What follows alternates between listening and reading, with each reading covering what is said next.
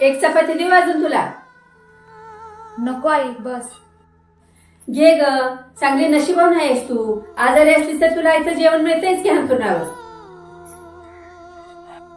अगं आमच्या काळातल्या सासू सारखी सासू असते ना, परिस्थिती काही असू देत, जेवण आम्हालाच बनवायला लागत होतं.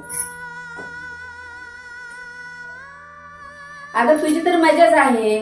शेवटी काय, ज्याच्या त्याच्या नशिबाचा भाग आहे ना.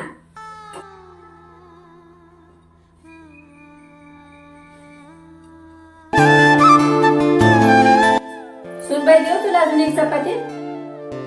नको आई, बस.